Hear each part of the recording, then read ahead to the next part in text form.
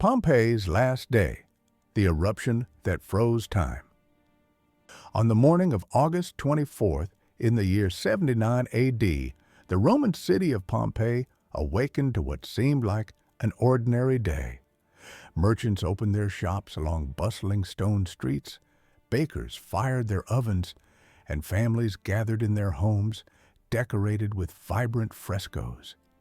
The city of 12,000 souls lived in the shadow of Mount Vesuvius, a mountain they believed to be nothing more than a fertile, vine-covered peak. They had no word for volcano. They had no concept of the monster sleeping above them. Around 1 o'clock in the afternoon, the mountain exploded. A column of volcanic ash, pumice, and gases erupted from Vesuvius with a violence that defied comprehension, shooting 15 miles into the sky at a speed of over 100,000 tons per second. The sound was apocalyptic, heard across the Bay of Naples and beyond.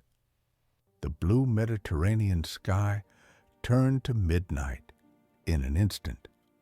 This was no ordinary eruption. This was a Plinian eruption named centuries later for the Roman writer Pliny the Younger, who witnessed the catastrophe from across the bay and would become the only eyewitness to leave a written account. The volcanic column rose like a Mediterranean pine tree, its trunk of ash climbing into the stratosphere before spreading into a massive umbrella cloud. Within minutes, pumice stones began to rain down on Pompeii, light enough at first that people could brush them from their shoulders, but soon falling in a relentless torrent. The stones accumulated at a rate of 6 inches per hour. Roofs began to collapse under the weight. Some Pompeians made the fateful decision to stay in their homes, seeking shelter from the storm of stone. Others fled immediately, clutching their most precious possessions, their children, their lives. For 18 hours the mountain continued its assault. The darkness was absolute. Pumice piled up in the streets, burying the first floors of buildings, climbing higher and higher. Archaeological evidence reveals that about 2/3 of Pompeii's population escaped during these early hours, reading the signs correctly and running for their lives. But thousands remained, trapped by collapsing buildings, by the belief that the storm would pass, or simply by the human instinct to protect their homes and property. They could not have known that the worst was yet to come. At around 1 o'clock in the morning of August 25th, the eruption entered a new and terrifying phase. The volcanic column collapsed. Without the force to sustain its tremendous height, the superheated ash, rock, and gas fell back toward Earth, creating what volcanologists call a pyroclastic surge. This was a ground-hugging avalanche of death, a cloud of gas and particles heated to temperatures between 300 and 500 degrees Celsius, racing down the mountain at speeds exceeding 100 miles per hour. Nothing could survive it. Nothing could outrun it. The first surge reached Pompeii at approximately 1:30 a.m. In an instant, everyone still alive in the city died. Death came not from the heat alone, nor from suffocation, but from thermal shock. The superheated air, inhaled in a single breath, destroyed the lungs and caused immediate death. Bodies fell where they stood. A family huddled together in a final embrace. A man clutched his money bag. A pregnant woman collapsed in a garden. A dog, chained and forgotten, struggled against its leash. The surge did not burn them. It killed them so quickly that their bodies remained intact, frozen in the moment of death. 5 more pyroclastic surges followed through the night, each one adding layers of ash and pumice, each one sealing Pompeii deeper beneath the earth. By morning, the city had vanished. Where streets and temples once stood, there was now only a gray wasteland. The nearby city of Herculaneum suffered the same fate, buried under 60 feet of material. The eruption finally subsided, having expelled 4 cubic miles of molten rock and ash. Vesuvius had changed shape entirely, its peak blown away, its power spent. More than 16,000 people died across the region in less than 24 hours. For nearly 1,700 years, Pompeii remained lost. Survivors never returned. The exact location of the city faded from memory, becoming myth and legend. The land above was eventually reclaimed for farming, and those who tilled the soil had no idea they walked above streets and homes. In 1748, Spanish military engineers exploring the area discovered fragments of wall paintings. Excavation began, slowly at first, then with growing excitement as the magnitude of the discovery became clear. What emerged from the volcanic rock was not just a city, but a moment frozen in time. The volcanic ash that killed the Pompeians also preserved them. As bodies decomposed beneath the hardened layers, they left perfect voids in the shape of their final moments.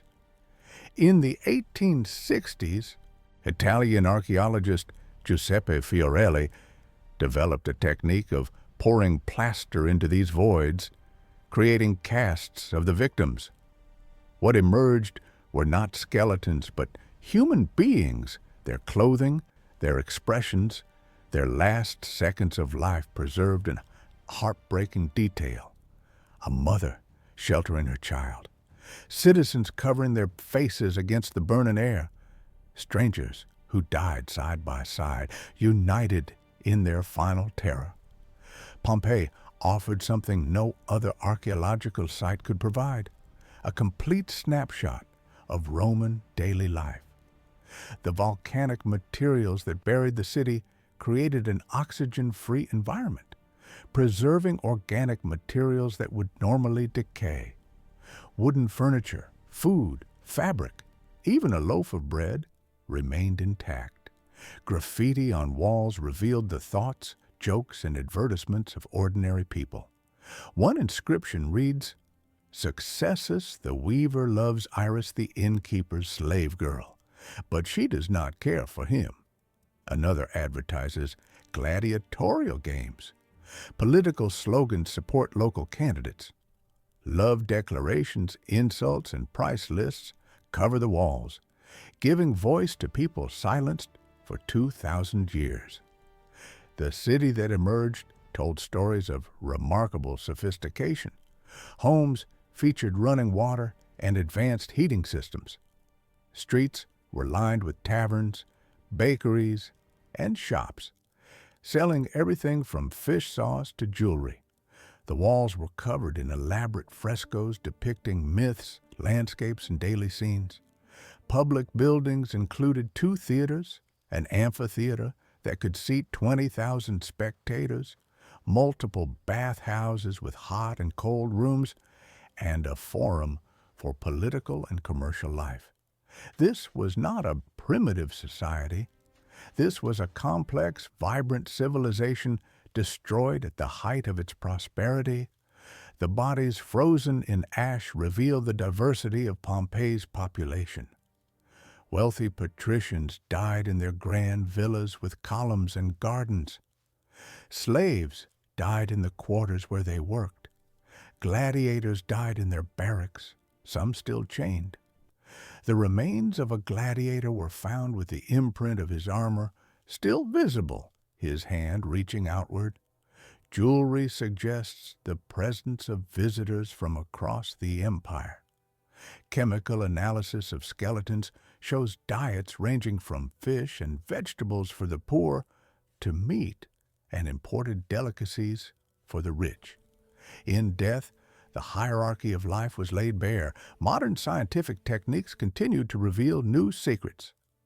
CAT scans of the plaster casts show skeletal details and cause of death. DNA analysis identifies family relationships. Laser scanning creates three-dimensional models of buildings and artifacts. Chemical analysis of pigments reveals how the famous Pompeian red was created and why some frescoes have changed color over time. Each technological advance brings us closer to understanding not just how the Pompeians died, but how they lived. Perhaps the most profound gift Pompeii offers is perspective. Walking through its excavated streets, standing in homes where families gathered for dinner, reading the graffiti that jokes about local politics, we confront the humanity of people separated from us by 2 millennia. They worried about money. They fell in love. They gossiped, argued, and celebrated. They had no idea that Mount Vesuvius would erase their city from the earth. They had no idea that their final day would become one of the most studied moments in human history. Today, Pompeii stands as both memorial and warning.